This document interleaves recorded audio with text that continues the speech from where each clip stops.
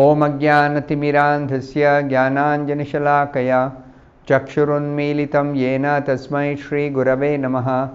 Nama Om Vishnupadaya Krishna Presthaya Bhutale Srimate Bhaktivedanta Swamin Niti Namine.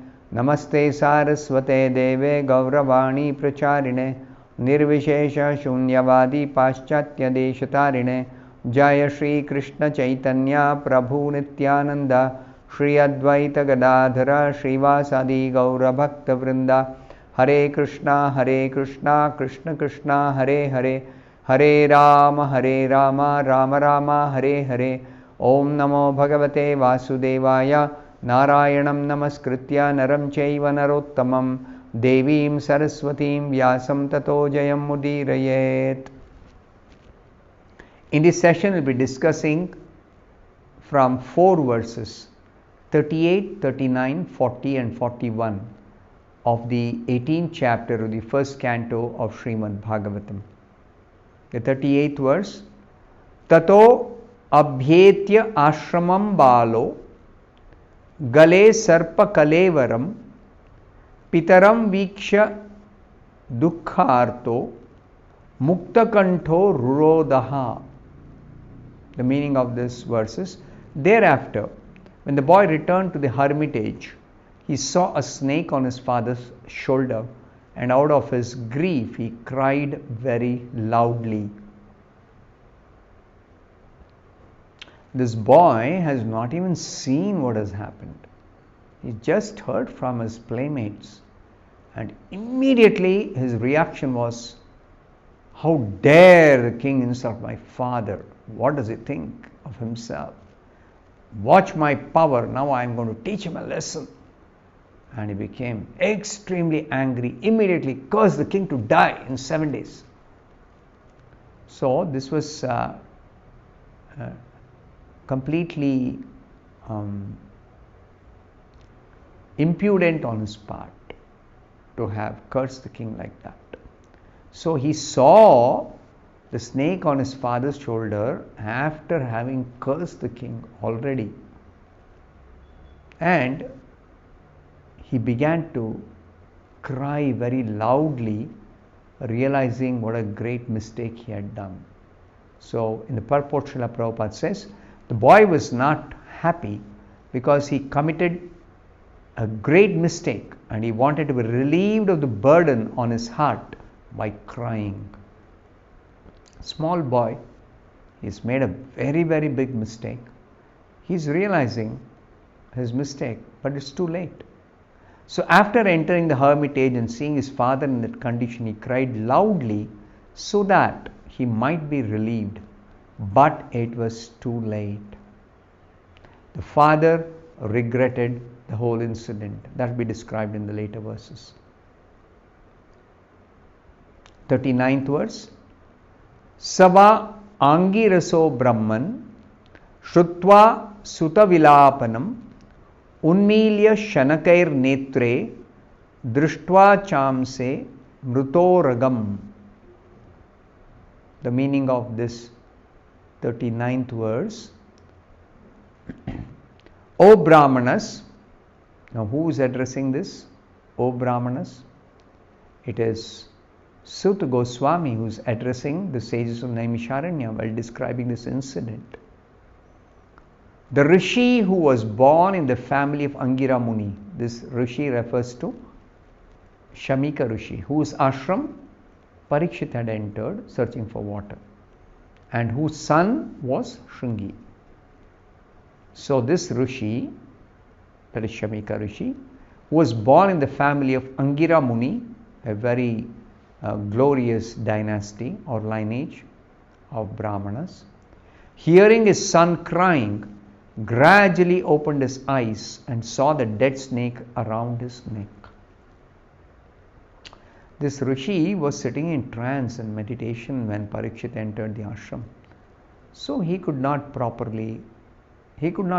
receive the king. He could not offer him any hospitality. He was not conscious of his external surroundings. He was deep in trance. So he when he heard a sound of son crying, loudly crying, he gradually opened his eyes. That is, coming out of trance. And he saw the dead snake around his neck. Now, what is his reaction? That's described in the next verse, the 40th verse. Visrujya tam cha papracha vatsa kasmad hi rodisi. Vatsa kasmad hi rodishi. Kena te apakritam ityuktassa nyavedayet. Ityuktassa nyavedayat. The meaning of this 40th verse. He threw the dead snake aside, Visrujya, and asked his son why he was crying, whether anyone had done him any harm. On hearing this, the son explained to him what had happened. So the Rishi is hearing from his son, what happened? Why are you crying? So the boy explained what all happened.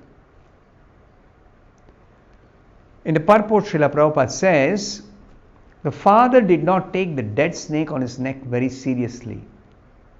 He just threw away the snake and did not take it very seriously. Who has done this? Why has he done this? Why this dead snake around my neck? He never thought anything very seriously wrong had happened by that snake being placed on his neck. He simply threw it away. Actually, there was nothing seriously wrong in Maharaj Parikshit's act. But the foolish son took it very seriously, and being influenced by Kali, he cursed the king, and thus ended a chapter of happy history. With the cursing of Maharaj Parikshit, the Brahmanical power is lost because of misuse, and then with the downfall of the Brahmanas, gradually all the other sections of the society will fall down, and thus the whole society becomes degraded, the human society. And it is definitely the influence of Kali. This is the beginning of Kali Yuga. So the influence of Kali. Kali means irreligion personified. The friend of irreligion, Adharma Bandhu. So Kali is meant for spreading irreligion among the people of this Kali Yuga. The 41st verse, Nishamya Shaptam Atad Arham Narendram Sabrahmano Na Atmajam Abhyanandat Ahobata Amho Mahad Adyate Krutam Alpiyasi Droha Ururdamo Dhrutaha. The meaning of this 41st verse, the father heard from his son that the king had been cursed, although he should never have been condemned, for he was the best amongst all human beings. When Shamika Rishi heard from his son that the king was cursed, he understood that just for a very minor mistake, the king was condemned to death. This is one important point to note, that always the punishment for a mistake should be in proportion to the degree of the mistake that is committed. That means a severe punishment for very big blunders and small punishment for minor mistakes. There has to be some consideration like this. Always that is there in punishing somebody.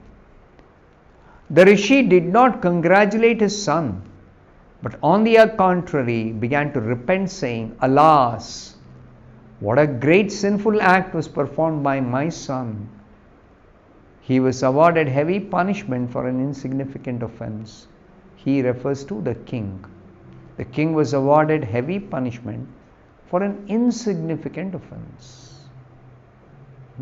Death sentence or death punishment by being condemned to die by snake bite, is a very, very, very, very heavy punishment. And that too, who is being punished like that? The emperor of the world, who is a Rajarshi, who is the protector of all the citizens, who was able to keep away Kali, such a righteous, a glorious, wonderful, full of wonderful qualities, such a king is being condemned to death. It's a heavy punishment for an insignificant mistake. So in the purport, Srila Prabhupada explains, the king is the best of all human beings. He is the representative of God and is never to be condemned for any of his actions. So, king means he is meant to rule over the citizens. Unless he himself is the best of all human beings, he cannot really rule over the citizens. So he himself is qualified, exceptionally qualified. And not only that, in the Vedic culture, he is the representative of God. Because God is the real controller of everyone.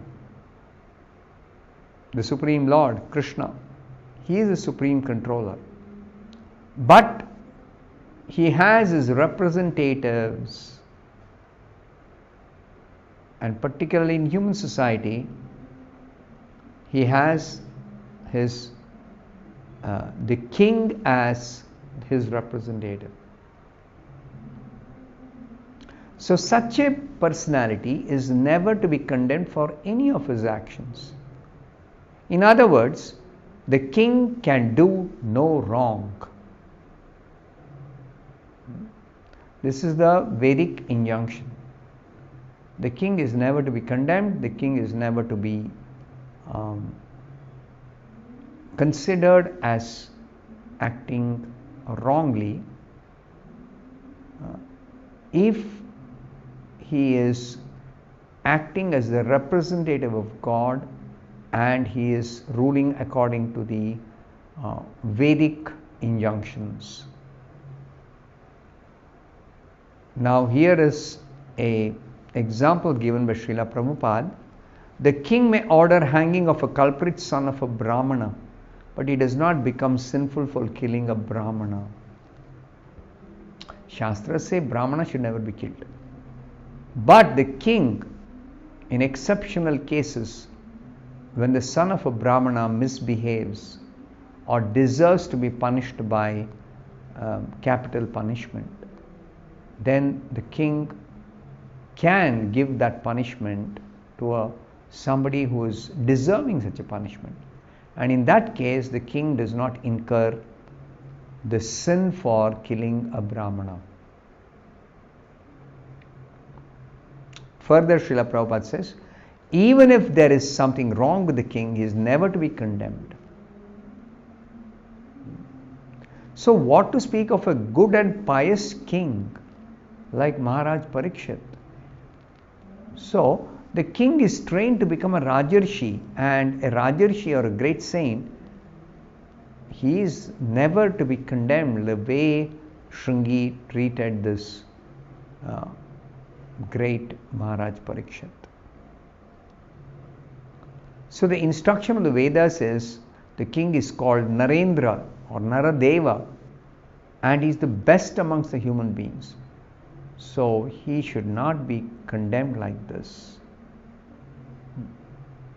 For a minor mistake, he may be given some very minor punishment, but never such a grave punishment or a severe punishment for a minor mistake. That is completely wrong. I'll stop here. Thank you very much. Hare Krishna.